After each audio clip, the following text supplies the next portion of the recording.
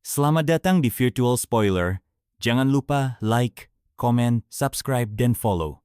Chapter 523. Budidaya penyegelan. Penjaga? Yung Xiao mengulang dengan alis sedikit berkerut. Penjaga? Pria itu menghela napas panjang. Benar. Mereka secara khusus merekrut seniman bela diri seperti kita yang tidak memiliki afiliasi dengan sekte manapun. Prosesnya mirip dengan wawancara kerja. Dan gaji bulanannya pun hampir sama dengan yang diterima murid biasa mereka. Namanya Shou Wei, seorang pembudidaya independen yang berasal dari daerah sekitar. Kota Southfire dan sekitarnya memiliki beberapa lokasi khusus yang menarik para petarung keliling. Karena letaknya yang berdekatan dengan tambang kristal emas Apili, banyak seniman bela diri nomaden datang untuk menambang sepanjang tahun. Mereka ini bukan bagian dari sekte atau kekuatan besar manapun, terhimpit di antara pengaruh kelompok lokal dan kamar dagang, berusaha bertahan di tengah persaingan. Karena itulah, mereka sering membentuk kelompok kecil dan tetap bersama demi keamanan dan perlindungan satu sama lain. Shou Wei adalah seorang kultivator independen yang telah lama mengembara. Sebelum datang ke kota Southfire, ia hanya berada di puncak Raja Bela Diri.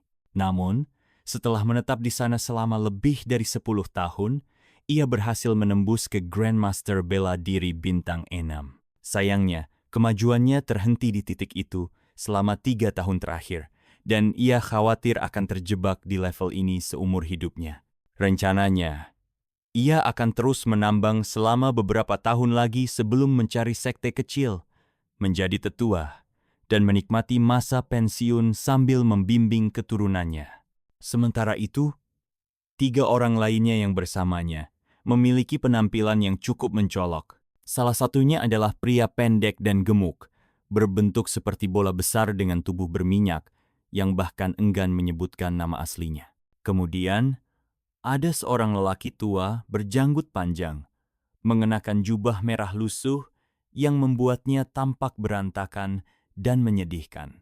Yang terakhir adalah seorang wanita dengan pakaian istana sederhana, memiliki pesona alami, tetapi selalu menunjukkan ekspresi dingin tanpa sedikit pun senyuman. Mereka bertiga sudah lama berada di kota Southfire, tetapi belum pernah menyaksikan kompetisi besar antara sekte biduk dan sekte kalajengking surgawi. Itulah alasan mereka datang ke sini. Setelah beberapa saat, mereka akhirnya memasuki wilayah pegunungan milik sekte biduk. Tak lama kemudian, mereka berhadapan dengan formasi pelindung gunung yang besar, membuat mereka sulit untuk terbang lebih jauh. Karena itu, mereka memutuskan untuk mendarat dan melanjutkan perjalanan dengan berjalan kaki. Jalan setapak berbatu yang mereka lalui berkelok-kelok dengan tenang, dikelilingi oleh energi spiritual yang pekat. Sebagai salah satu kekuatan terbesar di kota Southfire, sekte biduk menempati garis Feng Shui terbaik di kawasan ini. Lebih dari itu, energi spiritual di sini mengandung jejak elemen api, menandakan bahwa urat bumi di daerah ini kaya akan kristal emas Apili, sebuah sumber daya berharga yang menjadi aset besar sekte tersebut. Setelah beberapa saat mendaki, mereka akhirnya tiba di paviliun panjang, di mana beberapa anggota sekte biduk berdiri, memeriksa identitas setiap orang yang masuk. Shou Wei melangkah maju lebih dulu dan dengan hormat berkata, "Jadi, Tetua Lu sendiri yang menjaga tempat ini." Di hadapan mereka, seorang lelaki tua berjanggut putih duduk bersandar di kursi pir bertatahkan emas dan batu giok. Dengan mata tertutup dan ekspresi malas, ia tampak tak tertarik dengan ucapan Shou Wei. Ia hanya menyilangkan jari di depan dadanya, seolah tak mau diganggu. Shou Wei tahu diri. Dengan statusnya yang tidak begitu tinggi, ia memang tidak pantas mendapat sambutan pribadi dari Tetua Lu. Ia sudah mengalami hal seperti ini berkali-kali, jadi tidak terlalu mempermasalahkannya. Sementara itu, Yung Xiao secara halus menyapu lelaki tua itu dengan indera spiritualnya dan menemukan bahwa ia hanya berada di tingkat marsial Supreme Bintang 1. Namun, dibandingkan dengan para Grandmaster bela diri di tempat itu, ia memang memiliki cukup kekuatan untuk bersikap angkuh. Jadi ini Shou Wei, silakan masuk. Seorang pria paruh baya, berbaju kuning, yang berdiri di samping lelaki tua itu, melambaikan tangannya, memberi isyarat agar Shou Wei melanjutkan. Shou Wei segera melangkah maju diikuti oleh Yung Xiao dan 3 orang lainnya. Namun, tiba-tiba mereka dihentikan oleh kekuatan tak terlihat, membuat ekspresi mereka berubah. "Siapa kalian berempat?" Pria berbaju kuning itu bertanya dengan nada dingin. Xiao Wei buru-buru berbalik dan menjelaskan, "Tuan, mereka datang bersamaku untuk menonton kompetisi." Pria berbaju kuning itu mengerutkan kening dan berkata dingin, "Karena mereka datang bersamamu dan wajah mereka tidak dikenal, kau pasti tahu aturannya." "Tentu saja aku tahu," jawab Xiao Wei dengan anggukan. Ia kemudian menoleh ke keempat temannya dan menjelaskan, "Siapapun yang tidak dapat membuktikan identitasnya harus disegel oleh Master Sekte sebelum diperbolehkan masuk." Melihat ekspresi Yung Xiao dan 3 lainnya berubah, Xiao Wei segera berkata dengan tergesa-gesa, "Jangan khawatir. Segel ini hanya akan bertahan paling lama 3 hari, sama seperti durasi kompetisi antar sekte biduk. Selama waktu itu, para Master Sekte akan bertanggung jawab atas keselamatan kalian, jadi kalian bisa merasa tenang." Ia lalu menambahkan, "Aku juga selalu disegel setiap kali masuk ke sini di masa lalu, jadi ini bukan masalah besar." Pria paruh baya berbaju kuning menatap mereka dengan dingin dan berkata, "Xiao Wei cukup dikenal di kota Sapphire, jadi dia bisa mendapatkan pengecualian. Namun bagi kalian, para pembudidaya nakal yang tidak dikenal, segel adalah keharusan. Jika tidak setuju, silakan kembali dari mana kalian datang." Saat ia berbicara, aura mengintimidasi menyelimuti sekitarnya. Dengan kekuatan Kaisar Bela Diri Bintang 3, tekanannya cukup membuat beberapa orang menunjukkan ekspresi gentar. Yung Xiao tetap diam, tetapi agar tidak menarik perhatian, ia berpura-pura panik seperti yang lain. Meski begitu, dalam hatinya ia merasa tidak nyaman. "Baiklah, kalau memang itu aturannya dan semua orang diperlakukan sama, aku tidak punya alasan untuk menolak," ujar pria gemuk berwajah bulat sambil menghela napas. Pria berbaju kuning mengangguk, lalu menggambar beberapa simbol di udara sebelum menamparkan mereka ke tubuh si pria gemuk. Awalnya, wajah pria itu tampak panik, tetapi tidak lama kemudian, ia kembali normal. Aura Grandmaster Bela Diri, yang sebelumnya menyelimuti tubuhnya, menghilang dalam sekejap. Sekarang, tak ada sedikit pun jejak Yuan Qi yang bisa keluar dari dantiannya bukti bahwa segel itu benar-benar bekerja. Pria berjanggut dan wanita berwajah dingin yang ikut bersama mereka tampak enggan, tetapi tetap maju untuk disegel. Akhirnya, giliran Yung Xiao. Semua mata kini tertuju padanya. "Jika kau menolak untuk disegel, lebih baik kembali saja," kata pria berbaju kuning dengan nada dingin. Yung Xiao menghela napas pelan. "Baiklah, mari kita coba." Namun, ada sesuatu yang mengganjal di benaknya. Teknik penyegelan pria berbaju kuning itu terasa sangat kasar dan sederhana. Bahkan jika ia dengan sengaja menekan kekuatannya, kemungkinan besar segel itu tetap tidak akan bisa mengunci energinya. Lagi pula, tubuhnya telah ditempa dengan teknik tubuh tiran, serta tubuh bulan terang, yang secara alami dapat menolak pengaruh eksternal semacam ini. Jika segel itu gagal bekerja padanya, ia bisa saja menimbulkan kecurigaan dan memancing masalah. Di sisi lain, pria berbaju kuning itu justru berusaha meyakinkannya. "Tidak perlu takut, teknik penyegelan dari sekte kami sangat canggih. Ini tidak akan meninggalkan efek samping apapun." Yung Xiao berpura-pura ragu dan berkata dengan ekspresi cemas, "Aku sedikit khawatir. Bagaimana jika aku tak bisa menahan efeknya? Bisakah engkau memasukkan lebih banyak kekuatan ke dalamnya?"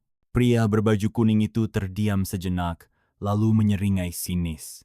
"Tidak peduli bagaimanapun kau menolak, itu tak akan berguna." Tanpa basa-basi, ia langsung menggambar beberapa simbol di udara, lalu menamparkannya ke tubuh Yung Xiao. Yung Xiao merasakan kekuatan aneh meresap ke dalam tubuhnya. Namun, kekuatan fisiknya secara alami menolaknya dan hampir saja melahapnya. Menyadari hal ini, ia buru-buru menekan reaksi tubuhnya dan membiarkan energi itu mengalir melalui meridiannya menuju dantian. Dalam sekejap, kekuatan itu berubah menjadi lapisan tipis seperti kertas yang menyelimutinya, menutup auranya sepenuhnya. Aura Grandmaster bela diri bintang 5 miliknya perlahan menghilang. Pria paruh baya berbaju kuning tersenyum puas. Ia melambaikan tangannya dan berkata, "Baiklah, kalian bisa masuk sekarang. Xiao Wei tahu jalannya, biarkan dia yang memandu kalian." Yung Xiao mengikuti Xiao Wei dan yang lainnya menuju pegunungan. Namun, tiba-tiba ia merasa ada sesuatu yang aneh. Ia dengan jelas merasakan tatapan ilahi dari Tetua Lu, menyapu dirinya beberapa kali sebelum akhirnya menghilang, seolah mencari sesuatu namun tak menemukan apapun. Setelah kelompok mereka pergi cukup jauh, pria berbaju kuning yang berada di paviliun menatap pria tua yang baru saja membuka matanya dengan ekspresi terkejut. Ia segera melangkah maju dengan hormat dan bertanya, "Martial Paman Lu, ada apa?" Tetua Lu yang memiliki alis putih panjang mengernyit. Pemuda itu, dia belum genap berusia 20 tahun, tapi sudah mencapai Grandmaster bela diri bintang 5. Bahkan di Sekte Biduk, aku rasa hanya Mei Donger yang bisa menandinginya. Mata pria berbaju kuning membelalak kaget. Belum genap 20, aku kira dia hanya menyamarkan penampilannya, jadi tidak terlalu memperhatikannya. Kudengar Junior Sister Donger sudah mencapai bintang 6, bukan? Tetua Lu mengangguk perlahan. Setelah gadis itu dibawa pergi, dia kembali seorang diri. Sejak saat itu, dia tidak mengatakan sepatah kata pun kepada siapapun dan menolak bertemu siapa saja. Dia langsung mengurung diri untuk berlatih dan baru keluar hari ini demi kompetisi besar. Ekspresi pria berbaju kuning berubah suram. Mungkinkah Junior Sister Donger mengalami sesuatu yang buruk? Tetua Lu menatapnya tajam, membuat pria itu buru-buru menundukkan kepala. "Tidak," ujar Tetua Lu dengan suara berat. "Bagaimana mungkin seorang perawan bisa lolos dari pengawasan kami?" Yang menjadi pertanyaan adalah, mengapa dia tiba-tiba bisa menembus ke bintang 6 hanya setelah satu perjalanan? Sesuatu pasti terjadi, tapi karena dia tidak mau membicarakannya, lebih baik kita tidak memaksa. Yang terpenting, dia baik-baik saja. Tatapan Tetua Lu kembali ke arah di mana Yung Xiao dan kelompoknya menghilang. Setelah beberapa saat merenung, dia berkata dengan suara dingin, "Cari tahu latar belakang pemuda itu. Jika bersih, coba rekrut dia ke Sekte Biduk. Namun, jika tidak bisa, maka lebih baik dia mati." Nada suaranya tenang, tetapi mengandung niat membunuh yang jelas. Setelah berpikir sejenak, dia menambahkan dengan santai, "Kalau dia benar-benar seorang jenius, maka dia harus mati." Pria berbaju kuning merasakan hawa dingin menjalar di punggungnya. Dengan cepat, ia menundukkan kepala dan menjawab dengan hormat, "Dimengerti." Tatapannya berubah tajam, seolah telah mengambil keputusan yang pasti. Yung Xiao dan 5 lainnya segera melintasi pegunungan. Tiba-tiba, pria gendut itu berkata, "Xiao Wei, kamu sudah bertahun-tahun tinggal di kota Southfire. Pernahkah kamu mendengar tentang Sekte Kalajengking Utara?" Semua orang terkejut. Yung Xiao mengernyit dan berpikir dalam hati, Sekte Kalajengking Utara. Nama yang aneh. Xiao Wei tertegun. Setelah berpikir sejenak, ia berkata, "Aku pernah mendengarnya. Kabarnya, Sekte Biduk dan Sekte Kalajengking Surgawi dulunya berasal dari satu sekte yang sama, yakni Sekte Kalajengking Utara. Namun, mereka akhirnya berpisah menjadi 2. Tapi kenapa tiba-tiba bertanya soal ini?" Pria gendut itu menyeringai penuh misteri. "Kalau begitu, pernahkah kamu mendengar tentang harta karun yang ditinggalkan oleh Sekte Kalajengking Utara dan alasan sebenarnya mereka berpisah?" Xiao Wei mendengus ringan. Harta karun Sekte Kalajengking Utara. Itu sudah jadi rahasia umum. Semua orang tahu bahwa Sekte Biduk dan Sekte Kalajengking Surgawi berpisah karena berebut harta ini. Tapi pada akhirnya, harta itu tetap tersembunyi di pegunungan, dan sampai sekarang belum ada yang menemukannya. Pria gendut itu tertawa kecil. "Kau benar soal itu, tapi kalau harta itu belum ditemukan, menurutmu apakah Sekte Biduk dan Sekte Kalajengking Surgawi bisa terus bersaing dengan kamar dagang badai petir?" Semua orang terkejut, bahkan ekspresi Xiao Wei langsung berubah drastis. Dengan suara tegas, ia membentak, "Cukup! Kalau engkau masih ingin hidup, pelajari apa yang boleh dan tidak boleh dikatakan. Aku tidak tahu apa maksudmu, dan aku juga tidak ingin tahu. Jika engkau terus bicara seperti ini, lebih baik jangan ikut bersama kami. Xiao Wei sudah lama hidup di kota Southfire, dan tentu saja ada alasan mengapa ia bisa bertahan selama ini. Ia telah menyaksikan banyak orang celaka akibat bencana yang tidak terduga. Salah satu aturan bertahan hidup yang paling penting adalah jangan membicarakan hal-hal yang seharusnya tidak dibicarakan dan jangan mencampuri urusan yang tidak seharusnya dicampuri. Melihat reaksi Xiao Wei yang begitu serius, pria gendut itu hanya terkekeh malu. Ia tertawa kecil beberapa kali, lalu memilih untuk diam dan tidak membahasnya lagi. Terima kasih sudah mendengarkan Virtual Spoiler. Sampai jumpa di pembahasan berikutnya.